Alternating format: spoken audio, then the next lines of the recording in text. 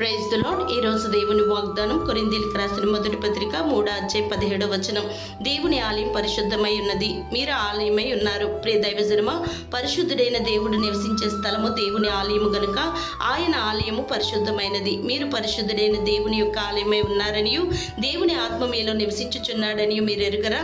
జగత్తును అందరి సమస్తమును నిర్మించిన దేవుడు తానే ఆకాశమునకును భూమికిని ప్రభువై ఉన్నందున హస్తకృతములైన ఆలయములలో అనగా మనుషుల చేతులతో కట్టిన ఆలయములలో నివసింపడు.